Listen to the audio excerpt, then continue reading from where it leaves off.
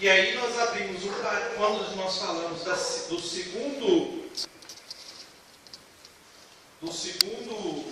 recurso do céu. Vamos lá. Primeiro recurso do céu foi a autoridade espiritual, né? Lembra? Jesus falou: toda autoridade me foi dada no céu e na terra. Aí logo depois ele fala: e essa autoridade eu vos. Segundo recurso espiritual, derramamento do Espírito Santo. E aí nós abrimos um parêntese para falar sobre Pentecostes, Atos 2. Tá gravando para o YouTube? Olha só, estamos chique então agora, hein? Depois você passa o endereçozinho do portal aí para a gente acessar o OK. Eu quero fazer, assim, deixar bem organizado, colocar um site, começar a deixar assim, quem quer o curso de teologia, manda por e-mail, a gente manda as aulas, colocar organizado. Isso. Aí nós abrimos um parênteses e falamos sobre o dom de línguas. Atos 2, Pentecostes. Por que é muito importante? Porque foi a inauguração da igreja cristã. Atos 2. Estavam todos reunidos em Jerusalém, sentados. E de repente veio um som, como o de um vento impetuoso. Sabe aquele vento? Quando você está em casa, bate aquele vento na janela, assim que você dá aquele medo. E foram espalhadas línguas. E aí a gente estudou o que significa aquelas línguas estranhas, né? Diferentemente, não que a gente separou e explicou muito bem que existem os dois tipos, né? As línguas idiomáticas, que foram as línguas lá de Atos 2, idiomáticas que foram outros idiomas. E tem a língua dos anjos, ou a língua dos mistérios, que Paulo fala lá em 1 Coríntios 14. Aquele que fala em línguas não fala com outros, não fala a outros, não a Deus através de mistério. Duas coisas diferentes. Mas de Atos 2 não foi a língua, a glossolalia, ou a língua de fogo. Foi a língua idiomática. É importante saber isso, porque faz muita diferença. Porque o derramar de Atos 2 tinha um objetivo muito bem definido. Era para que o Evangelho fosse revelado para todos aqueles que estavam reunidos em Jerusalém. No decorrer de Atos 2, a gente viu que estavam reunidas ali 18 nações diferentes.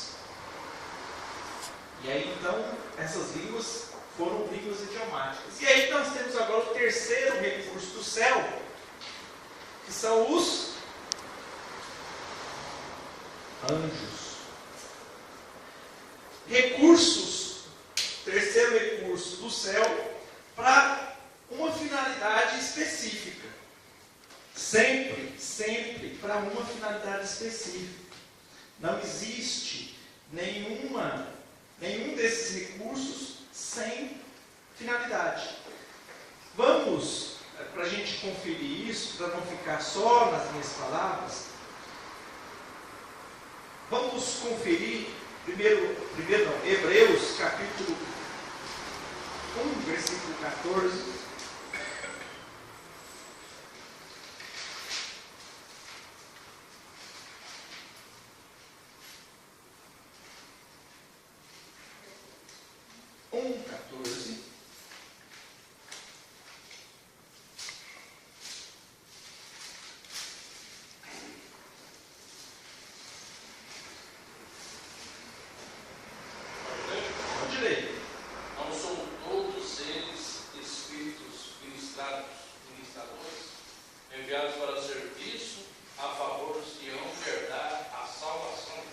De novo. Não são todos os espíritos ministradores enviados para serviço a favor dos que hão verdade à salvação? Espíritos ministradores. Está falando aí de anjos, pneumatos. Veja só. Nós temos esse terceiro recurso celestial para ajudar a igreja. Os anjos do Senhor estão aí prontos para nos ajudar, né? A gente viu manifestações angelicais no Velho Testamento. Lembra lá em Daniel capítulo 10, quando Daniel resolveu fazer o jejum de 21 dias? Quando ele resolveu fazer o jejum, o Senhor já mandou o anjo mensageiro entregar a resposta dele. Mas o anjo mensageiro ficou preso, impedido de vir entregar a resposta para Daniel, até o 21º dia, quando o anjo mensageiro cansou de tentar pelejar contra o espírito da Pérsia, espírito maligno da Pérsia, e chamou o anjo guerreiro Gabriel. Aí o Gabriel veio, enquanto o anjo Gabriel estava lá pelejando contra o anjo da Pérsia, o anjo mensageiro entrou. Está lá em Daniel capítulo 10. É um texto aí mesmo. Depois vocês conferem aí pra gente se é Miguel ou Gabriel.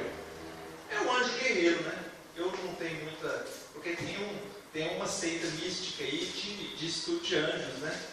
Então eu não tenho assim muita... A gente, nessa questão, apesar de que nós temos uma matéria chamada angelologia, teologia sistemática, como nós vamos ver, mas a gente não se apega muito à questão de nomes, não, mas sim a constituição, para que eles foram criados e o que eles... Miguel mesmo? Tá. E aí, veja só, então, enquanto Miguel está lá pelejando com o príncipe da Pérsia, o mensageiro vai e leva a mensagem de Daniel. Então, os anjos do Senhor estão aí, prontos para servir aqueles que estão à disposição de Deus na terra, né? Os anjos que o acampam ao redor daqueles que o temem, né? Nós temos vários momentos na Bíblia, Velho Testamento, em que há a aparição desses seres celestiais. Vários momentos na Bíblia, desses seres celestiais. Mesmo que em alguns momentos eles sejam tipo de Cristo. Daniel lá com os leões, Sadraque, Mesaque e Abednego lá na fornalha. Mesmo que seja tipo de Cristo, mas a Bíblia relata que são seres celestiais, ou em alguns momentos fala seres iluminados, né? Estão à disposição da igreja. Salmo 37, 34, versículo 7 também diz assim: o anjo do Senhor acampa ao redor daqueles que o temem e os livra. Então é o terceiro recurso espiritual celestial para a igreja. Sempre para uma finalidade. E na terra nós temos alguns recursos também. A própria igreja, né, que é o local de convívio e de congregação. Nós temos os missionários e a manutenção financeira. Então, na terra nós temos três recursos. A igreja, que seria, em termos gerais, a gente poderia dizer, a escola, né? O local onde se congregam os missionários, ou os evangelistas, ou os cristãos. Nós temos os missionários especificamente, que são aqueles que, como Paulo fala, quão formosos são os pés daqueles que anunciam os evangelhos. São aqueles que se dispõem a ir. Mas não só também aqueles que se dispõem a ir, porque às vezes você não se dispõe a ir, mas se dispõe a ajudar financeiramente quem está lá. Porque não adianta todo mundo querer ir e não ter dinheiro para enviar. Os recursos financeiros nesse sentido missionário é muito importante. Nós vimos Paulo falar sobre isso lá na carta de Tessalonicenses. É esse aí mesmo. Paulo falando lá na carta de Tessalonicenses, de Gálatas, agradecendo a grande coleta, né? Quando Paulo fala da grande coleta, agradecendo os cristãos de Tessalonicenses sobre a grande coleta, ele estava falando da contribuição que o povo dava para manter os missionários, né? Paulo também em Coríntios fala, não se ata a boca do boi que debulha o milho, quando ele fala que o obreiro é digno do seu salário, que aquele obreiro que está lá na obra, ele não só é digno de um salário, mas ele tem que ser sustentado pela igreja. Paulo também enviava os missionários dele, os enviados, ele já enviava um endereço certo, ó, vai para a casa de fulano, que você vai ficar lá na casa de fulano. Né? Então, existia essa estrutura financeira para manter os missionários, e que era necessário até hoje. Né? Infelizmente, naquele tempo da igreja cristã dos primeiros séculos, a obra missionária, o envio de missionários e a manutenção dessa obra missionária não era um cargo apenas dentro da igreja, ou um departamento da igreja. Era o objetivo da igreja. A igreja vivia em prol disso.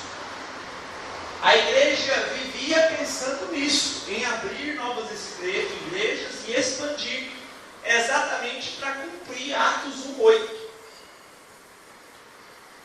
Tinha que ficar em Jerusalém, recebia poder.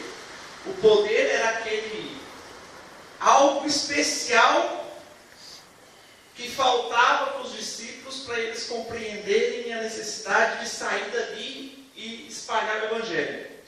E aí em Atos 8 fala assim, primeiro em Jerusalém, depois Samaria, Judéia e os confins da terra. A igreja cristã do primeiro século não tinha outro objetivo. Eles não pensavam em construir outro templo. Depois que o templo foi destruído no século, na década de 70, 69, 70 anos depois de Cristo. Eles não tinham esse pensamento. Eles não tinham o pensamento de multiplicar a célula. Eles não tinham o pensamento de abrir novas congregações. Abrir novos locais de encontro, mesmo porque eles estavam sendo perseguidos pelo Império Romano. Eles iam falando, testemunhando no caminho de Jesus.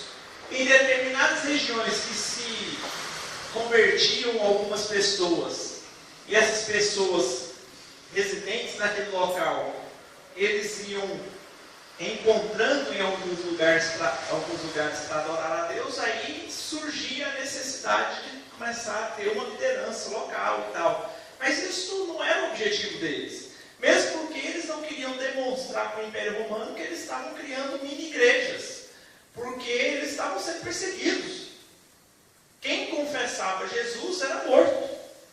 Então, é por isso que era, no primeiro século, chamado da Igreja das Cavernas, ou das Catacumbas, porque eles se reuniam escondido. Não era na praça pública, igual os pagãos reuniam-se em praça pública para adorar Astarote, para adorar os deuses romanos, todo o panteão de deuses romanos. Eles faziam isso escondidos. Então o objetivo era único. Infelizmente hoje, missões é um departamento da igreja, né? E aliás é um departamento bem escondido da igreja, e que às vezes faz um culto durante o ano falado, que se chama de, a gente chama de como é que é? Evento missionário. Faz o evento missionário uma vez por ano, né? Encontro de nações. A gente inventa uns nomes aí para falar desses. Aí uma vez por ano a gente faz uma semana missionária, coloca as bandeiras de outros países dentro da igreja, chama os missionários para falar do que está acontecendo, faz a oferta daquele dia para aquele missionário, para aqueles missionários, e a gente acha que cumpriu o pedido de Jesus. Né? Então a gente está bem distante do cristianismo do primeiro século, daquilo que era efetivamente a vontade de Cristo. Porque nas igrejas de hoje, o departamento de louvor é muito maior do que o departamento de missões. O departamento de crianças é maior do que o departamento de missões. Aliás, acho que todos os departamentos da igreja é maior do que o departamento de missões. O departamento de missões é o departamento mais esquecido. Quanto tem, né? Mais esquecido que tem nas igrejas. Eu ouso dizer que 80% das igrejas não tem. Não tem departamento de missões. Não que eu esteja falando que missões sejam só transculturais, só para a África, para o Haiti. Missão pode ser para o seu vizinho do lado. Missão é você cumprir o ID sendo testemunha. E sendo testemunha pode ser na escola, no vizinho do lado, mas tem que ser o objetivo, e não um objetivo. É o objetivo da igreja, e não um dos objetivos da igreja. Né? Quando a igreja é missionária, os outros departamentos acontecem naturalmente. E daí, então, esses recursos. Seja bem-vindos, criatura de Deus. Esses outros departamentos são decorrência. São esses recursos que Deus nos disponibiliza. Então, são tanto celestiais quanto terrenos para a gente cumprir a missão de levar o Evangelho. Prosseguindo, a gente vê que o Espírito Santo é promotor de missões.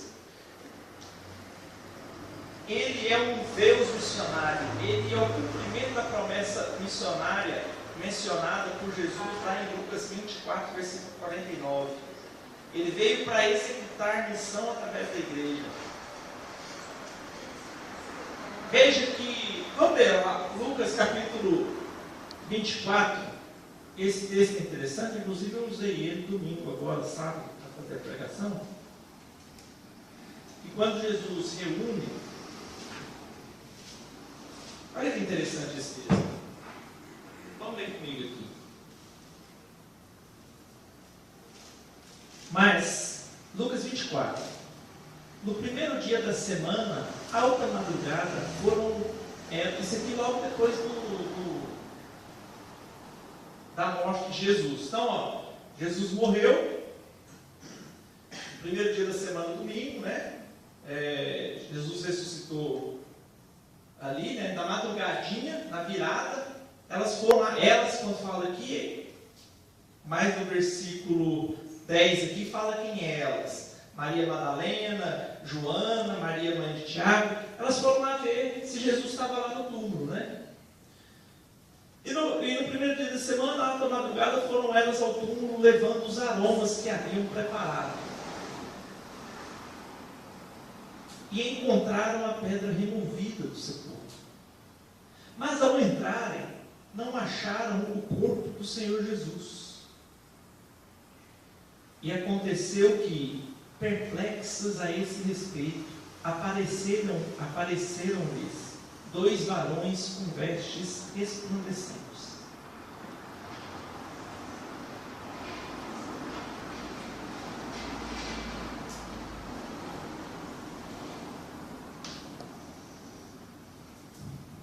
Estando elas possuídas de temor, baixando os olhos para o chão, eles lhe falaram: por que buscais entre os mortos aquele que vive? Ele não está aqui, mas ressuscitou. Lembrai-vos de como vos preveniu, estando ainda na Galileia, quando disse: importa que o Filho do Homem seja entregue nas mãos de pecadores e seja crucificado, e ressuscite no terceiro dia. Então se lembraram das suas palavras, e voltando do túmulo, anunciaram todas essas coisas aos 11 e a todos os mais que com eles estavam. Eram Maria Madalena, Joana e Maria, mãe de Tiago. Também as demais que estavam com elas confirmaram essas coisas aos apóstolos. Tais palavras lhes pareciam como um delírio, e não acreditaram nelas. Pedro, porém, levantou-se, correu ao sepulcro, e abaixando-se nada viu, senão os lençóis de linho, e retirou-se para casa, maravilhado do que havia acontecido. Aí, no decorrer desse texto, Pedro volta para casa, e aí Jesus aparece para os 2 discípulos no caminho de Emaús. E aí começa a conversar com os discípulos, e aí depois eles vão lá para casa, onde estão reunidos os discípulos que sobraram. Interessante, algumas questões interessantes nesse texto. Lembra Mateus 5?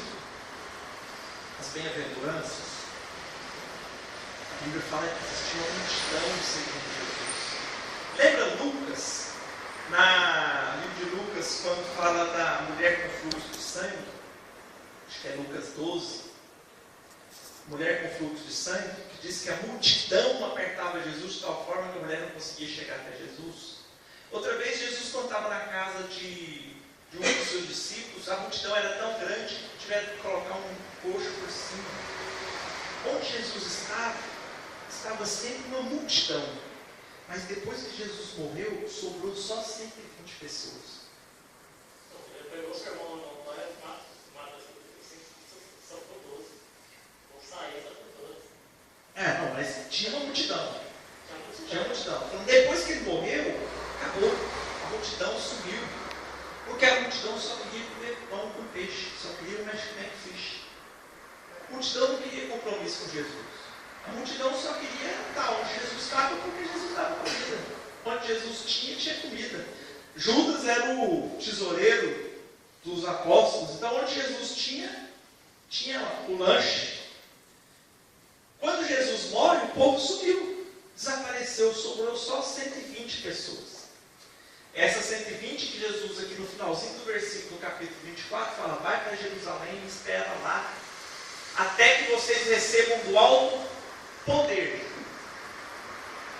Algumas coisas interessantes que a gente aprende, que tem a ver com a matéria. Tem muita gente que pensa que ouvir sobre Jesus é suficiente. Ir na igreja todos os domingos, ou todas as quintas e domingos, ouvir sobre Jesus é suficiente. Não, eu aceitei Jesus, batizei, vou todo domingo ouvir a igreja, penso que é suficiente. Ora, Pedro não só ouvia com Jesus, Pedro morava com Jesus 24 horas por dia durante 3 anos.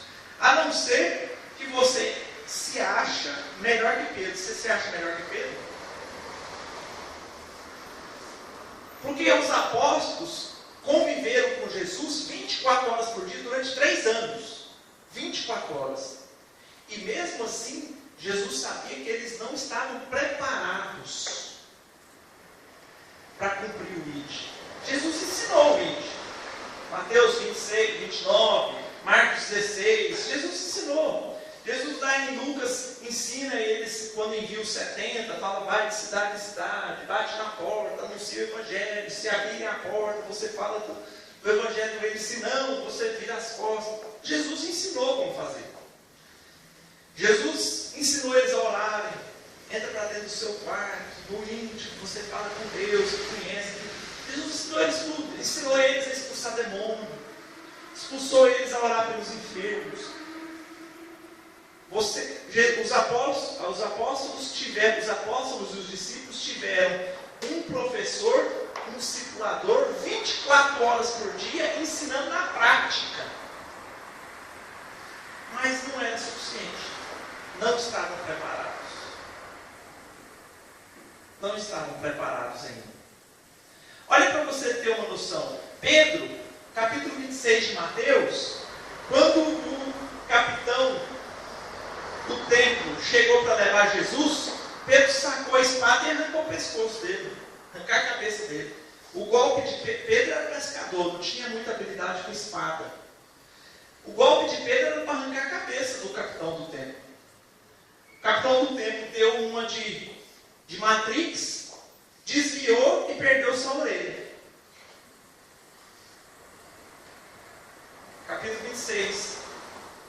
E aí, logo depois, Pedro fala assim, Jesus conversando com Pedro, um pouquinho antes, Pedro fala assim: pode todo mundo te abandonar, mas eu não vou te abandonar. Aí Pedro fala assim: Pedro, hoje mesmo, antes do calcante, 3 vezes me negarás.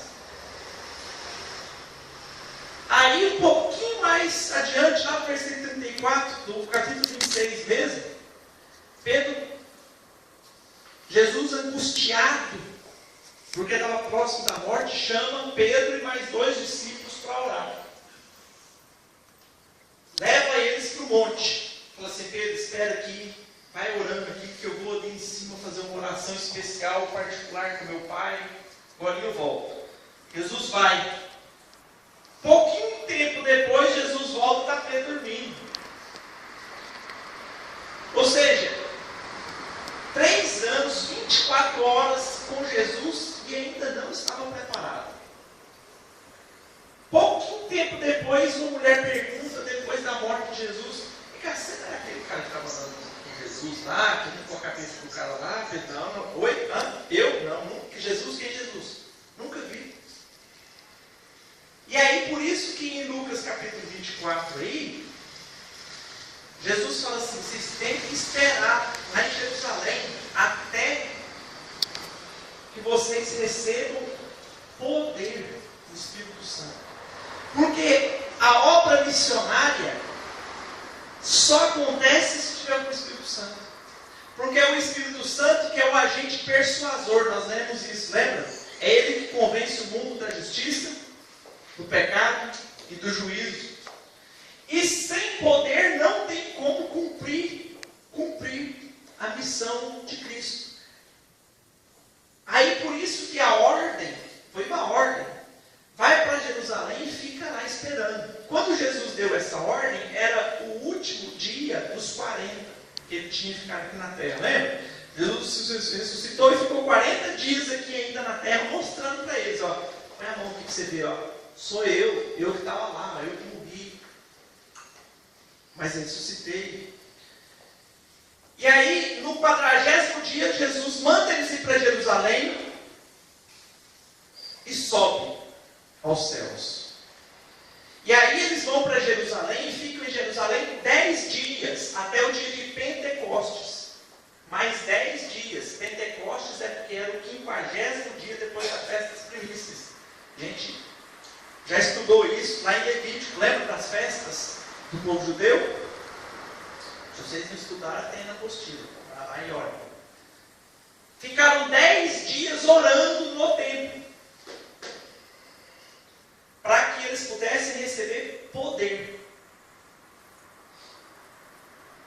Somente depois do 10º dia, que fala assim, cumprindo-se o dia de Pentecostes, ou seja, 10 dias depois que Jesus tinha sido assunto aos céus, e 50 dias depois da festa das primícias, veio um som, como de um vento impetuoso, e encheu toda a casa. Aí eles receberam poder. Aí, no versículo 2 de Atos mesmo, um pouquinho mais adiante, lá no versículo 18, 20, lá embaixo, fala assim que o pessoal começou a zombar, falando assim, esse povo está bêbado.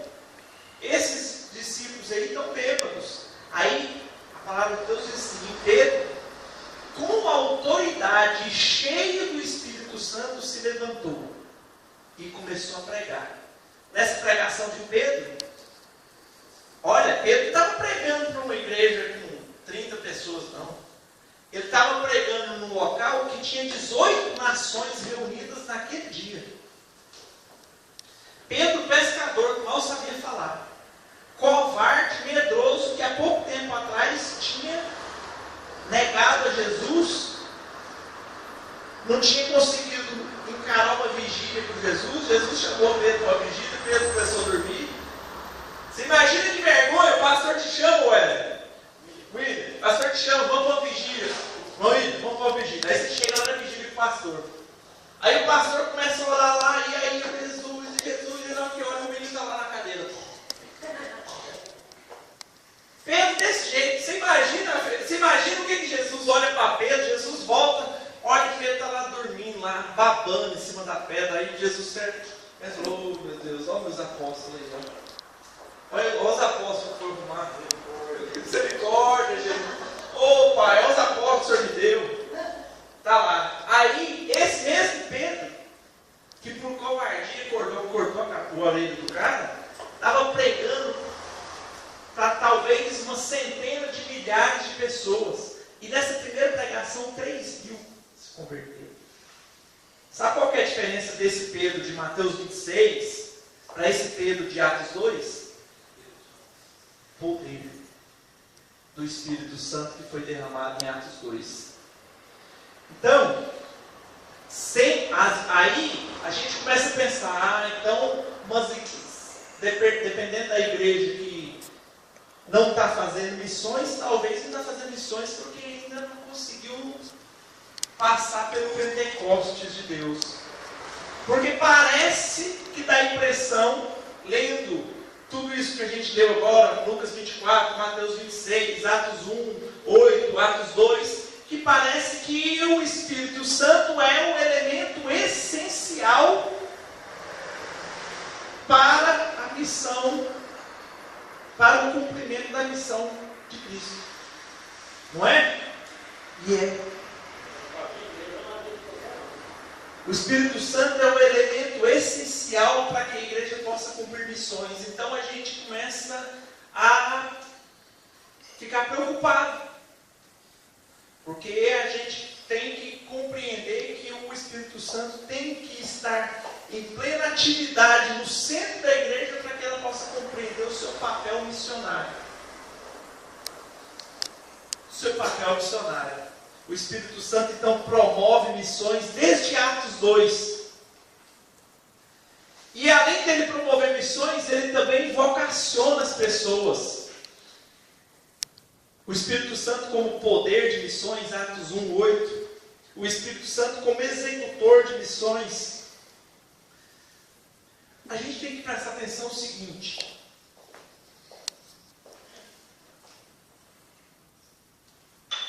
Geralmente as pessoas não gostam muito de matéria missionária, porque é uma matéria um pouco repetitiva. Mas é uma matéria repetitiva que a gente tem 2000 anos que está repetindo ela e parece que a igreja ainda não aprendeu.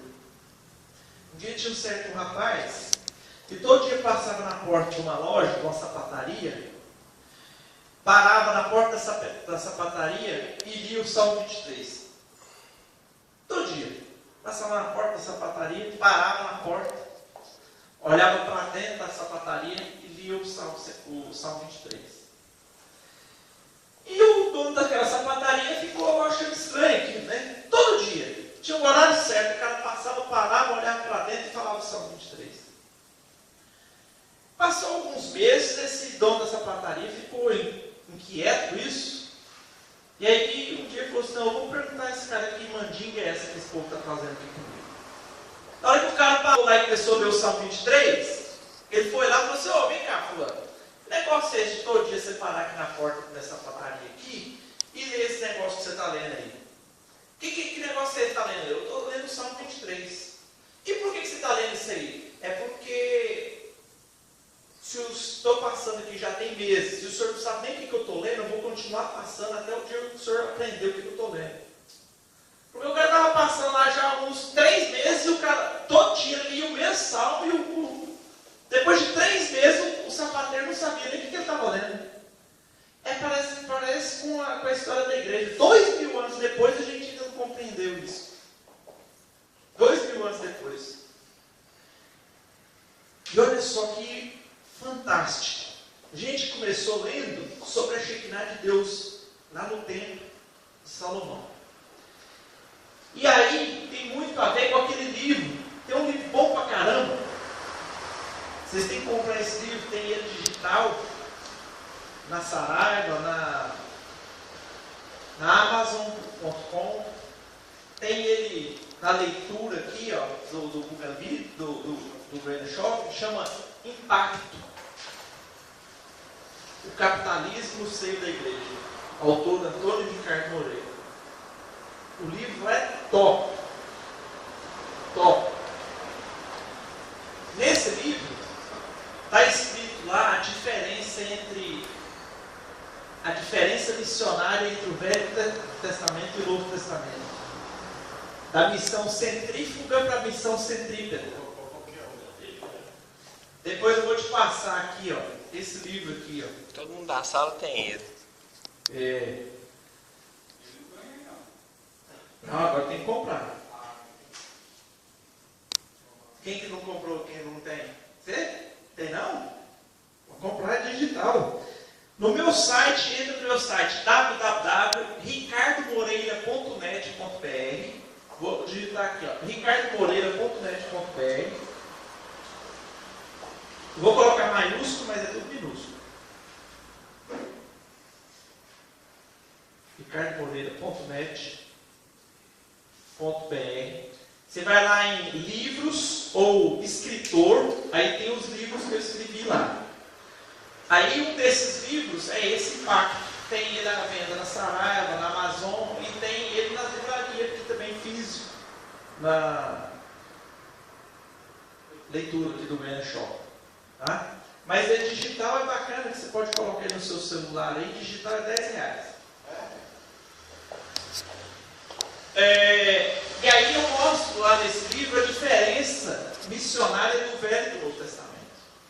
E aí eu li no começo da aula, 2 Crônicas, capítulo 7, versículo 1, quando Salomão termina de fazer o templo, ora, oferece sacrifício e vem a presença do Senhor lá no Santo dos Santos, onde ele chamava de propiciatório, em cima do propiciatório, a presença do Senhor, a Shekinah de Deus.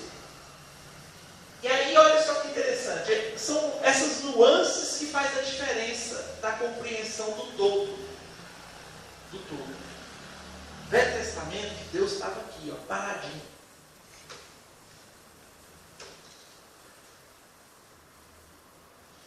Esse aqui é o templo. Estava lá no templo de Salomão, que era no centro do arraial, 1 milhão de habitantes por baixo, que era em Israel, que era o centro do mundo. Aqui está o mundo. No Velho Testamento, Deus ficava no centro para que o povo que estava nas extremidades pudessem vir para o centro. As nações, por isso que no Velho Testamento você sempre ouve falar que o Deus de Israel e as nações do mundo devem reconhecer o Deus de Israel como o único Deus. A missão do Velho Testamento era fazer com que Israel se tornasse uma nação abençoada a tal ponto que todas as nações do mundo pudessem ver em Israel a presença de Deus. A missão no Velho Testamento é chamada de missão centrífuga.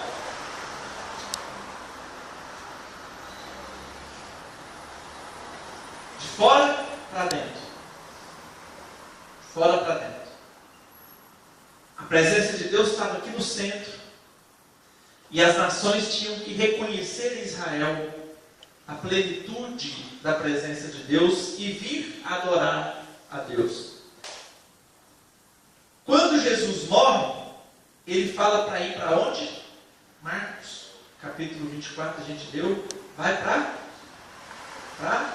Jerusalém, mesmo local onde a presença de Deus estava no Velho Testamento. E aí o que diz em Atos 1:8? Para você ser minha testemunha em Jerusalém, em Samaria, em Judeia e aos confins.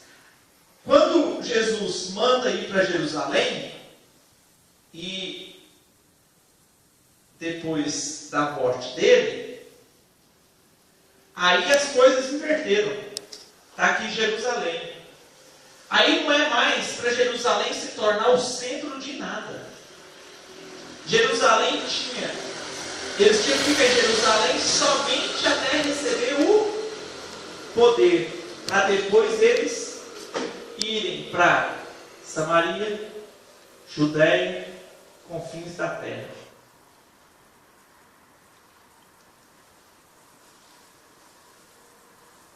Depois da morte de Jesus, a missão não é mais centrífuga.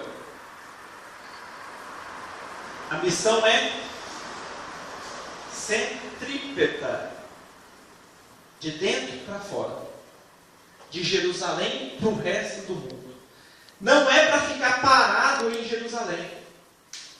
No começo, Pedro recebeu poder. Mesmo depois de receber poder, acabou de orar, de pregar 3.000 pessoas. No capítulo 4, ele foi preso pelos saduceus, os do livre-arbítrio. Porque Pedro estava pregando sobre a ressurreição de Cristo. E uma das doutrinas dos saduceus, judeus saduceus, depois vocês vão estudar isso. Você está estudando isso lá, né? As religiões, as facções políticas dentro do judaísmo. Judeu é uma coisa. Dentro do judaísmo tem saduceus, zelotes, os fariseus, os escribas, os hassidim, tem vários partidos políticos dentro dos judeus, dentro do judaísmo. Os saduceus prenderam Pedro e João porque eles estavam pregando acerca da ressurreição de Cristo. E uma das doutrinas que os saduceus defendiam é a não ressurreição de mortos. Não existia ressurreição de mortos na doutrina dos saduceus. E aí, capítulo 4 de Atos, pode ir conferindo aí na Bíblia. O chefe dos saduceus manda o capitão do templo pegar João e Pedro e João, levar lá. Que negócio é esse de ficar falando desse Jesus ressuscitou aí? Você sabe que a gente não gosta desse negócio? E aí depois eu vou explicar por que os saduceus tinham poder nessa altura, porque os saduceus tinham governo local. Vocês só vão aprender isso quando estiver estudando o período interbíblico, intertestamentário. Só no período intertestamentário, estudando a história do período intertestamentário, que a gente consegue compreender essas coisas que aconteciam no Novo Testamento. Aí Pedro, logo depois, quando foi solto, pregou de novo e mais quase 5.000 almas foram convertidas. Aí Pedro falou, não, tá bom demais aqui, ué. Eu abro a boca 3.000, eu abro a boca 5.000, vou ficar saindo de Jerusalém. Não vou ficar em Jerusalém. Para que eu vou sair de Jerusalém? Em franca rebeldia àquilo que Jesus tinha falado para ele há uma semana atrás. Fique em Jerusalém até receber poder.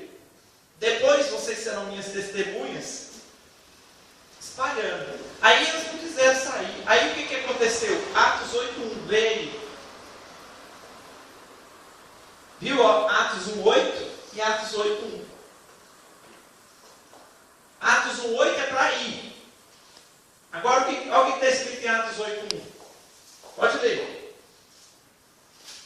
Aquele dia levantou-se grande perseguição contra a igreja que estava em Jerusalém. Todos, exceto os apóstolos, foram dispersos pelas regiões da Judéia e da Samaria. Eles estavam onde? Eles estavam onde? Em Jerusalém. Perseguição. Aí eles foram dispersos para onde? Para onde Jesus falou que era para eles ir sem perseguição. Mas o povo é cabeça dura. Jesus falou, ó, vocês ficam aqui, recebem poder, se enchem do poder e saem pregando. Mas aí eles ficaram, receberam o poder e falaram, não, vamos sair não, tá bom aqui, rapaz. Olha o povo tudo convertendo, a igreja já está lotada. Para que a gente vai sair? Aí teve que vir grande perseguição. Gente, o povo é cabeça dura desde o início. Não aprendeu.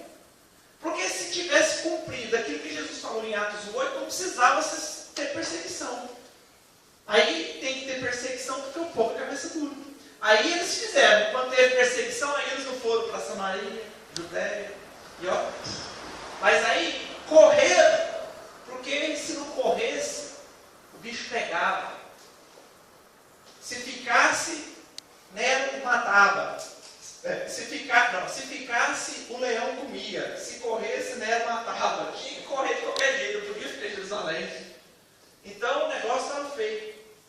E aí então eles tiveram que pôr sempre na canela e sair correndo. Mas veja só que Deus é incrível, porque Ele consegue tirar coisas boas, mesmo diante daquilo que Ele não planejou. Qual que era o planejamento de Deus? Atos 1:8. Era o povo compreender isso e ir espontaneamente pregando o Evangelho. Mas aí eles desobedeceram. Aí Deus sempre tem uma carta na mão. Então, eles vão ter que ir de qualquer jeito. Então, persegue e aí eles vão. E aí, mesmo diante dessa perseguição, Deus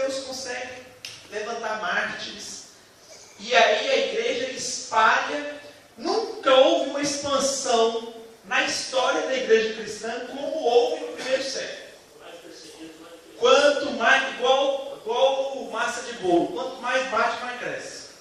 Quanto mais matava o povo, mais gente convertia. Tanto é que os imperadores romanos falavam assim, gente, não vai parar de surgir cristão mais não?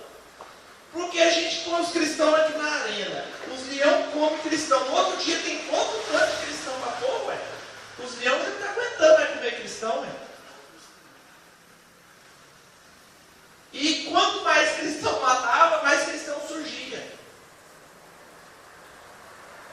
Mas tudo devido à operação do Espírito Santo, que fez com que aqueles cristãos do primeiro século entendessem que a ordem era para ir testemunhando enquanto eles caminhavam, enquanto eles iam fugindo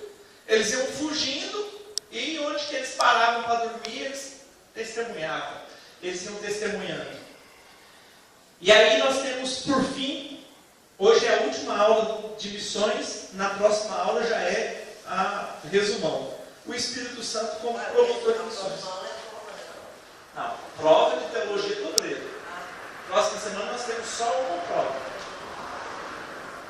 Próxima semana como será? Primeira aula, resumão de missões. Segunda aula, prova. Que aí fez a prova, está liberado. Aí na outra, prova de missões. E aí a gente já tem a primeira aula de administração eclesiástica. O Espírito Santo como promotor de missões.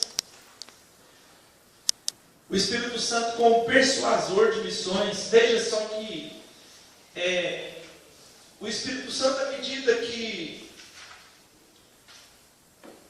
os apóstolos iam passando pelas cidades, é muito importante, vou dar uma dica para os irmãos, lerem todo o livro de Atos.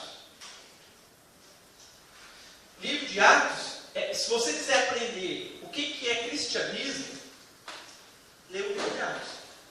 Porque o livro de Atos é o livro que mostra a história da igreja cristã até o século I, até o final do primeiro século, aproximadamente, até o final. Não foi o último livro escrito, o último livro escrito foram os livros de Paulo, de Pedro, de João. Até aproximadamente a perseguição de Nero, até a década de 70, 80. É a igreja, é o ápice da igreja, da expansão da igreja. Quer aprender o que é cristianismo verdadeiro? Para você ver se a igreja de hoje é cristianismo verdadeiro, estuda o livro de Atos. O livro de Atos dos Apóstolos tem um autor, acho que é Agostinho, Santo Agostinho, que fala que Atos dos Apóstolos poderia ser chamado de Atos do Espírito Santo. Porque o livro de Atos dos Apóstolos é um dos livros que mais você vê milagre de Paulo e Silas na prisão e a obra do Espírito Santo fazendo aquilo. E Pedro, onde andava, a sombra de Pedro curava. Atos capítulo 19, versículo 12, olha aí, abre aí para você ver. Diz que as vestes de Paulo eram... as pessoas pegavam as vestes de Paulo e levavam até os enfermos, e os enfermos eram curados. Olha as maravilhas que eram relatadas no livro de Atos devido à operação do Espírito Santo. Leia Atos 19, 12. De sorte que lenços e aventais eram levados do seu corpo aos enfermos, e as doenças os deixavam e saíam deles os espíritos malignos. Olha só, o pessoal pegava lá, Paulo tinha acabado de orar, mais ou menos com um lenço como esse. A palavra traduzida aí é lenço, mas poderia ser tipo um talite. Então, Paulo está lá orando na sinagoga. E aí Paulo, esse talite gadol é usado somente no momento da leitura da palavra, da oração matinal. Provavelmente Paulo não explica, só tem esse versículo que fala sobre isso. Provavelmente Paulo acabava de sair da sinagoga, retirava o talite gadol, e alguém lá pegava o talite de Paulo, levava lá para os enfermos lá que estavam doentes, lá passava em cima dos enfermos, os enfermos eram curados. É por isso que o Paulo pega lá em cima.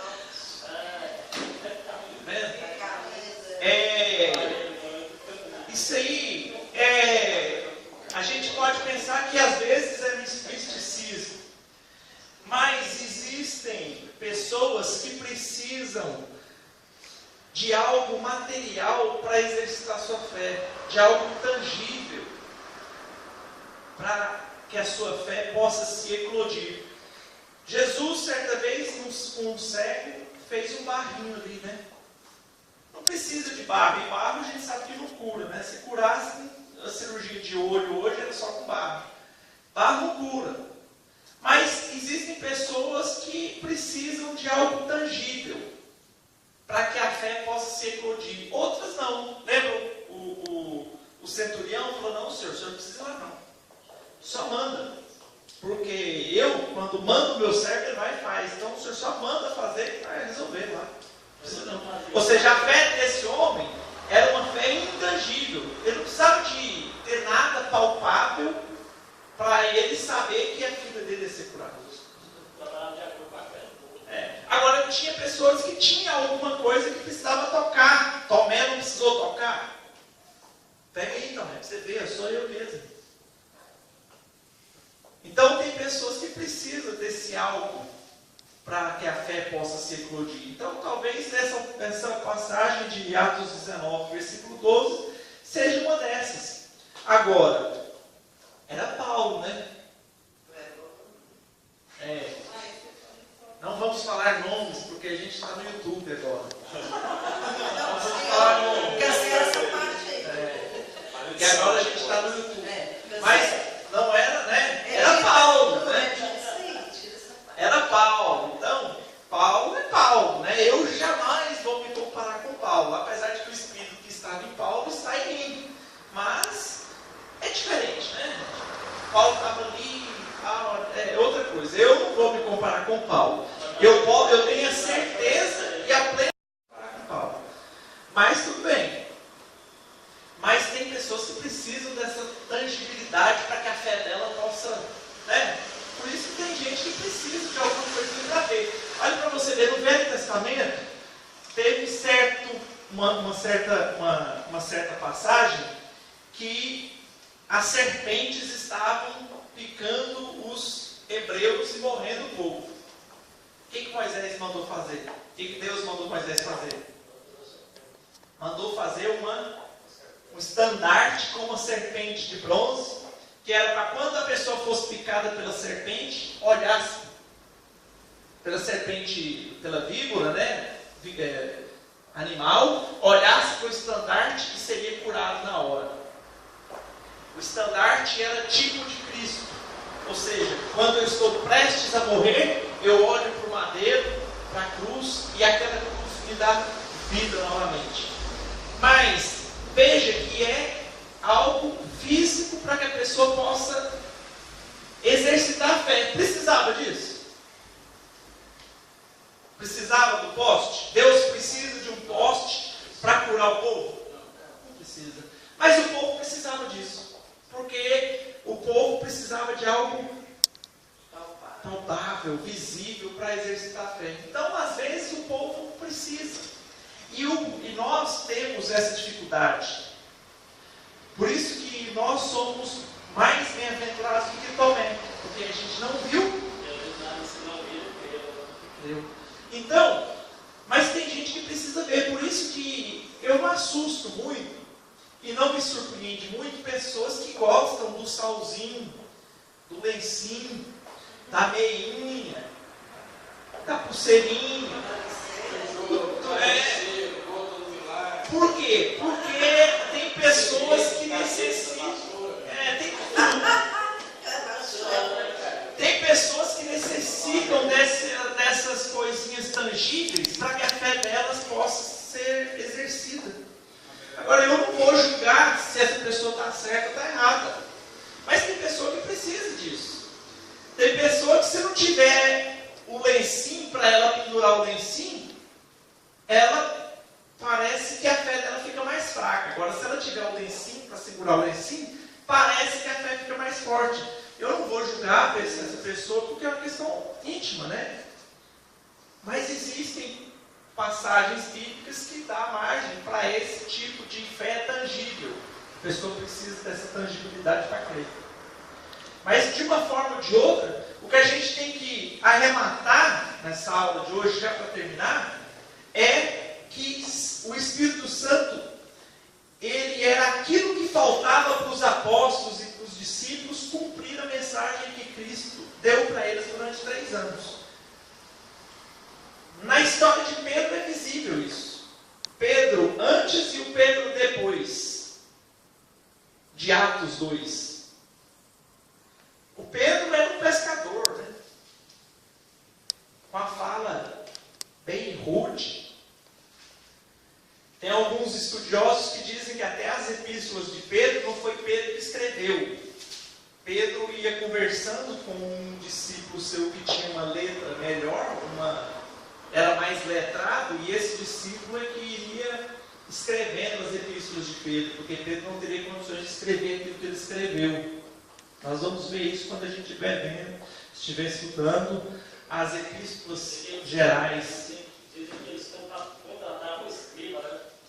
Era muito comum. O livro de Daniel capítulo 6, capítulo 7, os 2 primeiros versículos não foi Daniel que escreveu. Nabucodonosor. Então, muitos textos de Daniel foi o escriba de Nabucodonosor que escreveu contando a história do reinado.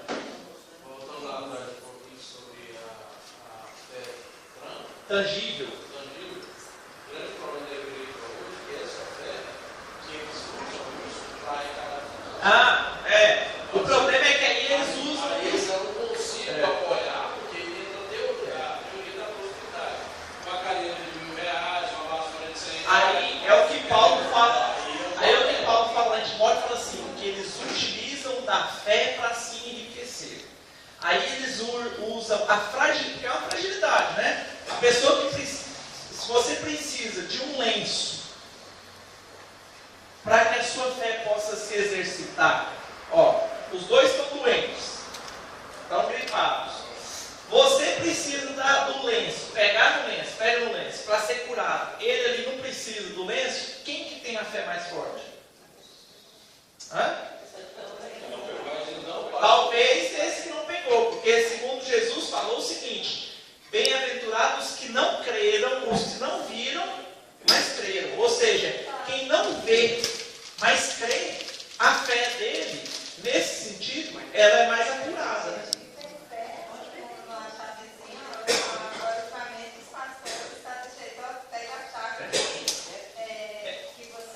Vai ter a fé.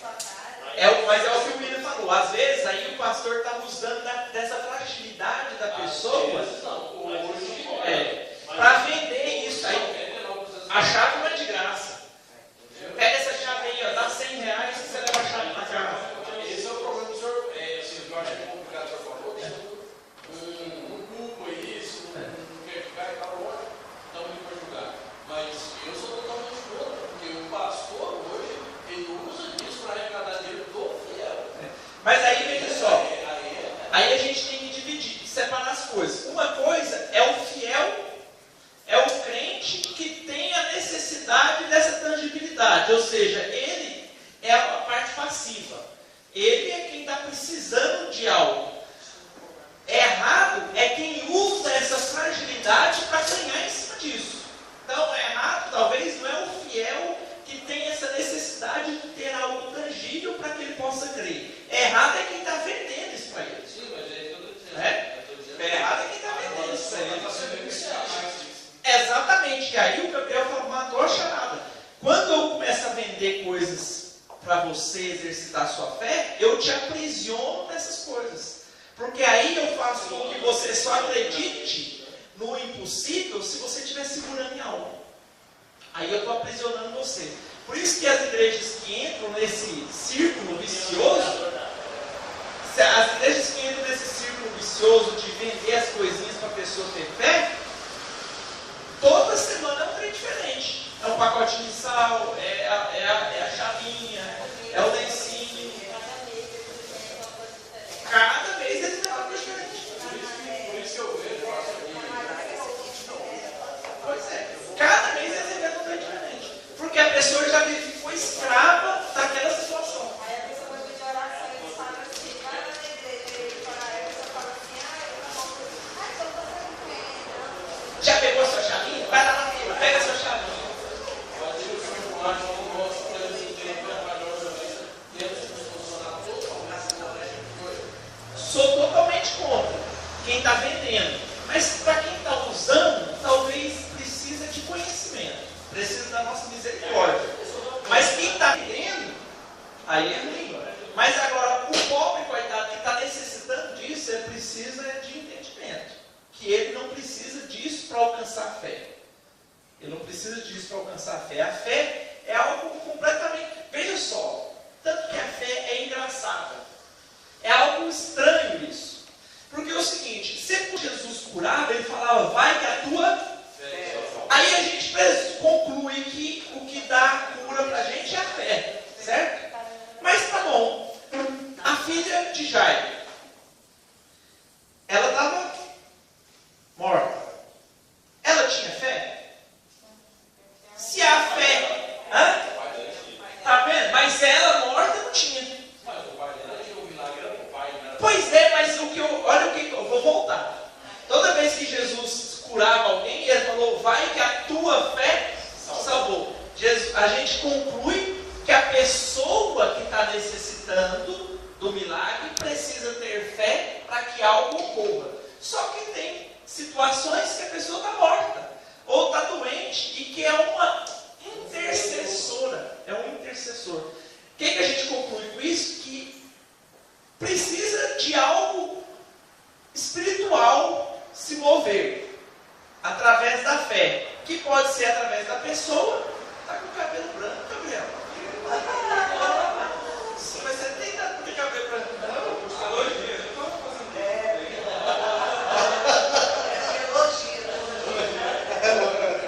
Então, tem que existir algo que mova no mundo espiritual, que pode ser a fé da pessoa ou de um terceiro. Veja só. Então, veja que às vezes a pessoa que necessita dessa coisa, que tem que pegar em alguma coisa para ter fé, às vezes eu posso ter fé por ela. A pastora até lá nos pés dos irmãos lá. Eles ficam com ele. Eu estava ouvindo. É? Vai estar cobrando para lavar os pés? Eu nunca fui lá. Só ouço. Não, mas tem um que cobra para o pulso é alto e os pelos ficam embaixo. Aí ele pega o pastor, fica lá, cobra para pegar no pé da pastora, R$100 por pessoa, porque o pé dela tudo. Aí fica aquela quilômetro. Para pegar no pé da pastora. Pois é. Então, mas realmente, quem lucra com a fé, está lá em Paulo. Inclusive, esse versículo e uma parte desse versículo, naquele livro que está ali, ó, muito bacana. Você já viu esse livro? Impacto. O capítulo C da igreja. Esse livro, eu tenho um capítulo que eu falo só sobre isso. Das pessoas que usam a fé dos outros para ganhar dinheiro. Eu estou usando a fé do outro para lucrar com isso. Então isso é errado. Mas de uma forma ou de outra é o seguinte, para fechar, Espírito Santo, ele é quem é o agente missionário do Novo Testamento, e a gente aprende isso no livro de Atos. A gente, estudando o livro de Atos, a gente aprende isso. Aí quando a pessoa vai dar testemunho na igreja, eu ouvi na rádio, 7 horas da manhã, sabe? Aí a pessoa termina, né, dá o testemunho, aí o pastor fala assim, aqui tem Jesus na igreja, né? Aí eu falo assim, aqui tem Jesus, então fala para o pessoal ouvir. Só lá que tem. Só lá que tem. A pessoa pode ser curada em casa.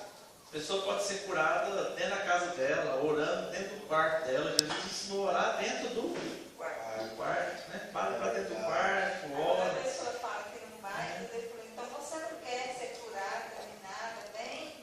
É porque se for curado em casa, eu não preciso ir lá. Se eu não precisar ir lá, eu não preciso comprar o que está lá, né? Aí a arrecadação cai. Olha o YouTube, hein? Vamos lá, gente. Então, é isso. Sem graça, ó. Ó, semana que vem, primeira aula, resumão de missões. Segunda aula, segundo Crônicas, capítulo 7, versículo 1. Segundo Crônicas 7, 1. Foi, aí depois eu não sei de onde estava saindo coisas aqui. E acabando de orar, Salomão de orar, desceu o fogo do céu e consumiu o holocausto e os sacrifícios, e a glória do Senhor encheu a casa.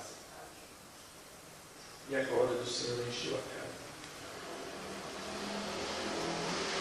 Esse versículo é interessante, porque esse versículo nos mostra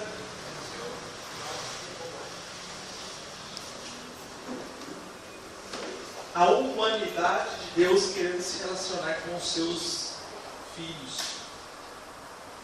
Tem até um vídeo, não sei quem colocou no grupo, daquele pastor Rodrigo Silva. Você que gosta do Pedro, você que postou? Alguém que postou, não sei se foi no grupo 2 ou no grupo 1. E ele fala bem isso. Deus, para tentar se humanizar, chegar mais próximo da humanidade, ele resolve então habitar no meio do povo. Né?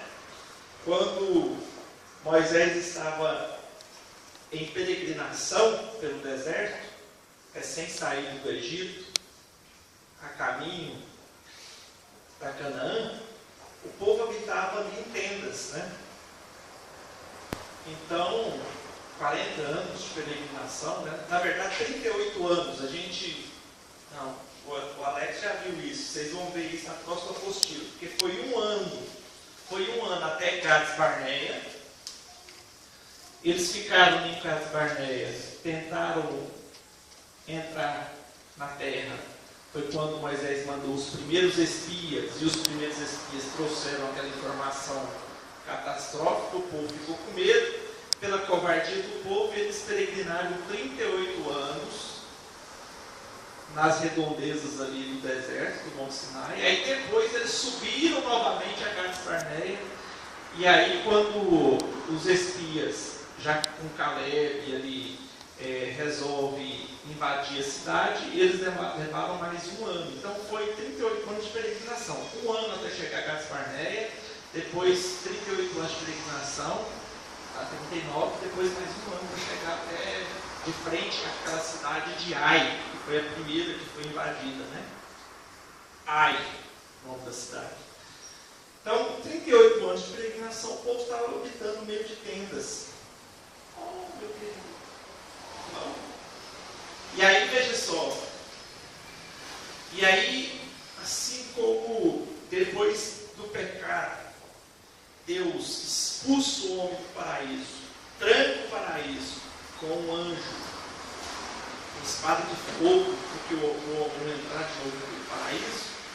Parece que durante a peregrinação Deus quis se aproximar de novo.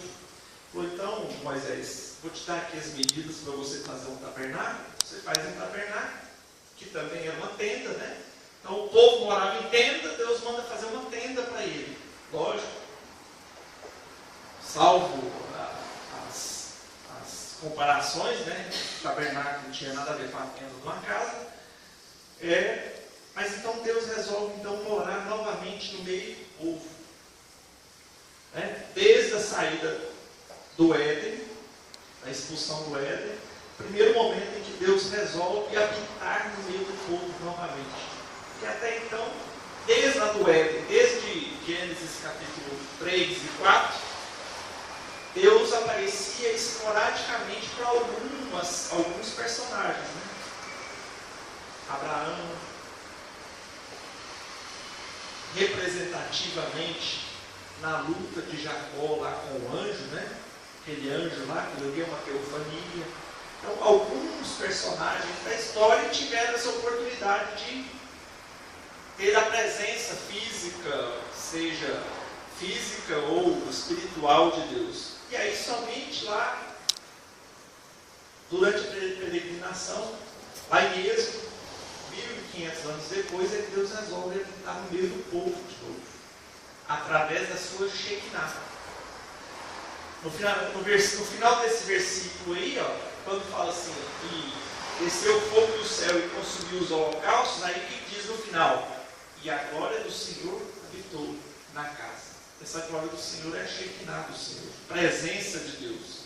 E aí então Deus resolve novamente habitar, né? Não só visitar esporadicamente, mas habitar no meio do povo. Uma habitação fixa. Era móvel, porque o tabernáculo era móvel, mas fixa, porque era dentro do Santo dos Santos. Até a morte de Jesus e o véu se rasgar. Porque aí a moradia passou, além de ser fixa, a ser individual. Né? Lá era uma moradia fixa, depois que Salomão constrói o templo, fica a mesma coisa, né? Moradia fixa, agora fixa, né? Fixa sem ser transportável, igual era o tabernáculo, né? Então, depois da construção do templo de Salomão, esse versículo que a gente leu, o templo era em Jerusalém e a presença do Senhor residia, tinha CEP, tinha código de endereçamento postal. A presença do Senhor morava lá dentro do templo, lá no Santo dos Santos, lá em Jerusalém. Foi assim até o ano 70 depois de Cristo. Para os judeus. Mas para os cristãos ou para os judeus messiânicos, a partir da morte de Cristo, a presença de Deus passou a ser pessoal. Então, veja só que tragédia para os judeus não messiânicos. Hoje eles não têm mais a presença de Deus com eles, porque o templo foi destruído no ano 69 depois de Cristo por Nero. Mas os judeus messiânicos continuam com a Shekinah de Deus na forma do Espírito Santo. E até os dias de hoje, né? Vamos orar então? Ora aí pra gente hoje. Aproveitar que você vem na aula, porque é muito difícil você vir na aula. Amém? Deus, eu estou orando, Senhor, estamos gratos por esse momento que o Senhor nos concede. Deus, estamos aqui a aprender mais a palavra do Senhor. Deus, que através do Teu Espírito nós possamos ser iluminados pelo Senhor, nos trazendo, Senhor, Pai, o conhecimento, a sabedoria qual nós necessitamos. Deus, para que nós possamos andar conforme o Seu entendimento, conforme os Teus caminhos, a qual o Senhor tenha nos revelado. Guarda, Senhor, as nossas vidas, a vida do professor Ricardo, a vida da sua esposa. Guarda, Senhor, a casa dele, que ele tem se dado, Senhor, esse trabalho, a fazer algo pelo Senhor. É o que nós oramos e pedimos, em nome de Jesus. Amém. Alex está chique agora, ele está com alunos. A sala do Alex está maior que a nossa. Está com quantos alunos, Alex, lá?